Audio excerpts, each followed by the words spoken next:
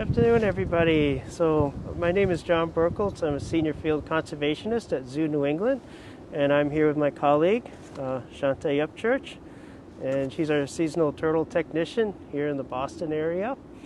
And what we're doing here at Stony Brook Reservation is we're inventorying many of the vernal pools in the area. So we're looking for amphibians that breed in vernal pools. And these are pools that dry up in the summer and then refill in the late fall and early winter. And then this time of year, when the water levels are really high, we get different types of amphibians, such as spotted salamanders and blue spotted salamanders and wood frogs and spring peepers and toads and other amphibians that come here to breed in the vernal pools. And this is a great time of year to see egg masses. In fact, we have a nice clump of egg masses over here that we take note of. And we're going to very gently, they're a little hard to see, we're going to just very gently lift up on this little branch here, and you can see there's multiple egg masses. And these are from the spotted salamander, which are about 6 to 8 inches long.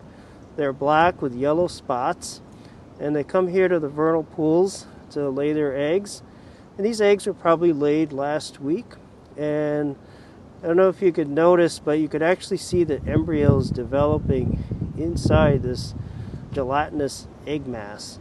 And this gelatin protects the eggs, so they're very well protected.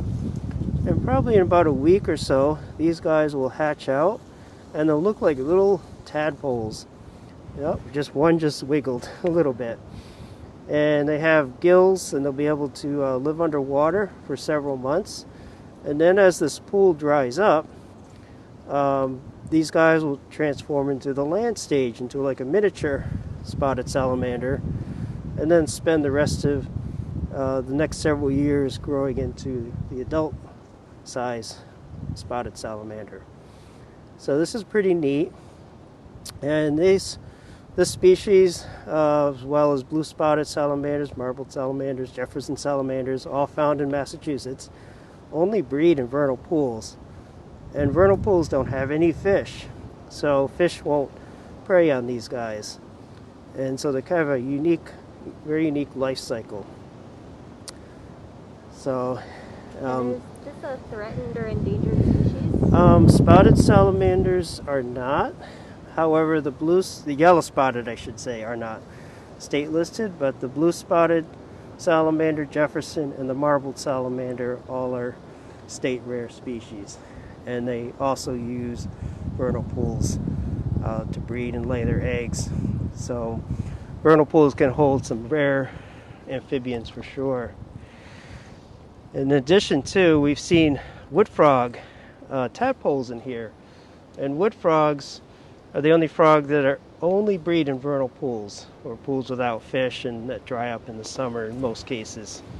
So we've heard wood frogs calling, and their egg masses hatched out last week. So we saw a couple of tadpoles swim around in the last couple of days.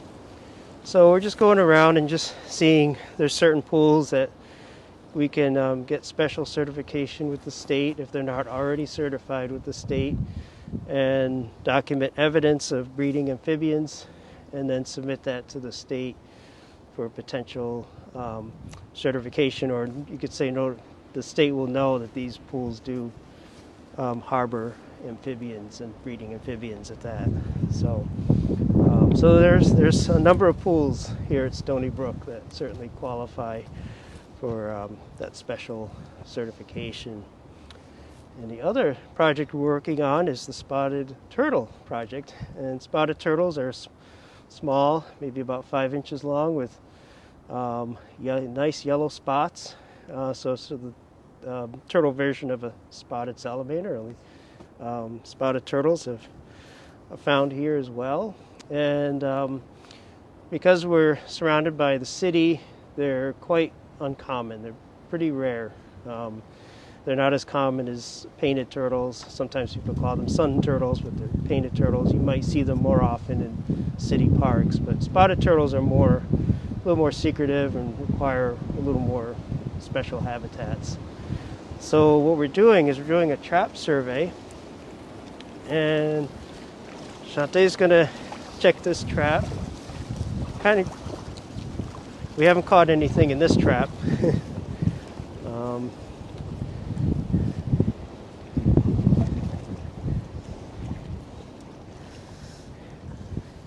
And it's empty, so again, it's not surprising. But if you notice, there's a can in there, and that's a can of oily sardines. So it's a nice smell that turtles like, and the turtles will be attracted and go in there. There's actually two little entrances in the trap, so the turtle goes in.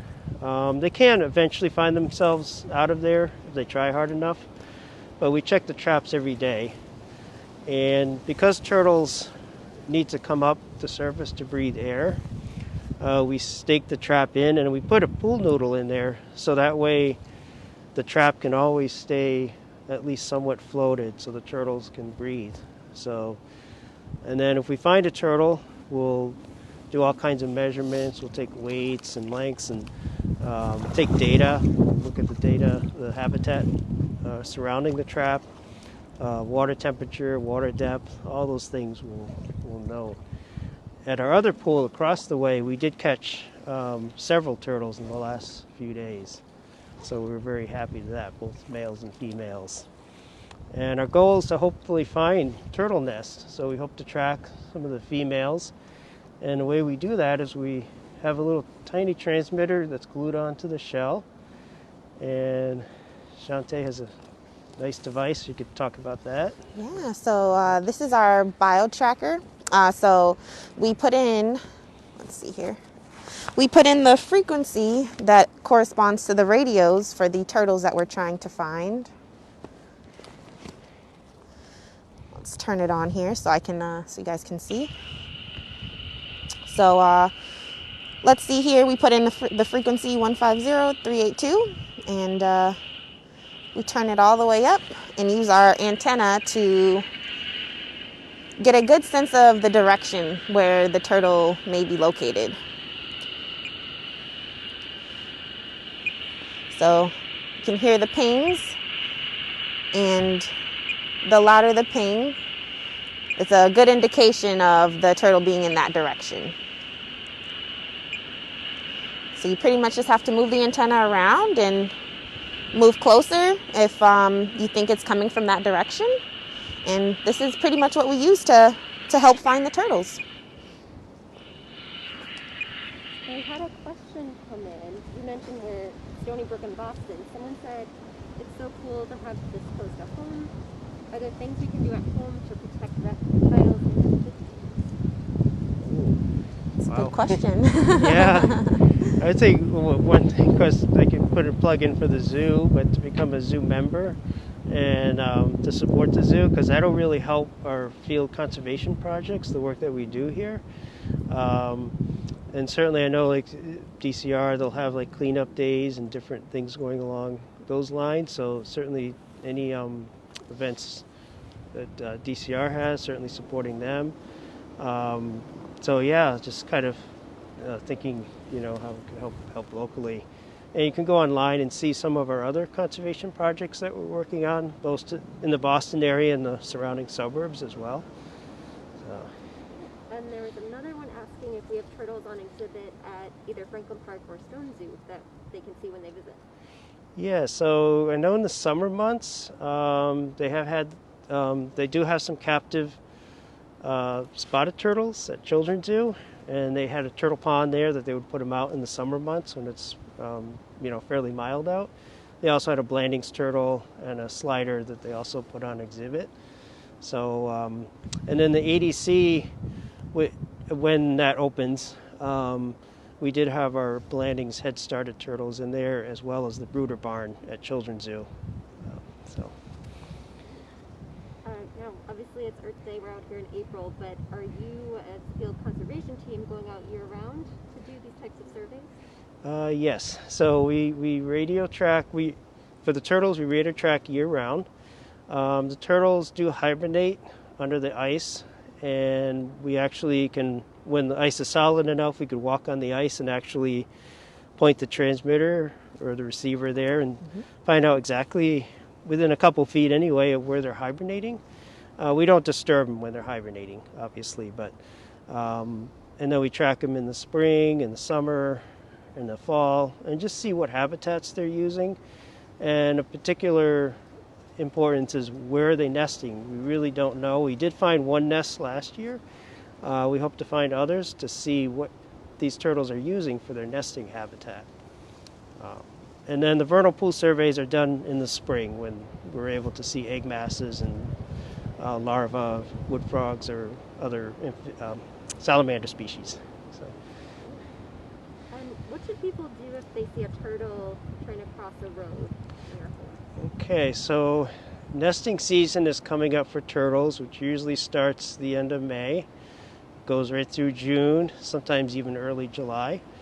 And turtles go to uplands to lay their eggs, so they don't lay their eggs in the water, unlike amphibians, which do, or this case. But the turtles will venture often out of their wetlands, across roads. Many species will use uplands or dry areas, sunny areas, to lay their eggs, because these open, sunny areas provide a natural incubation for the eggs.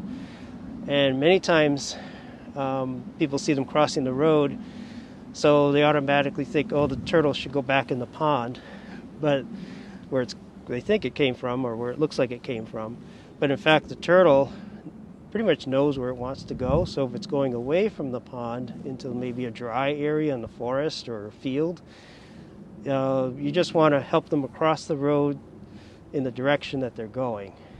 Because if we put them back into the pond, they're just going to go across the road again.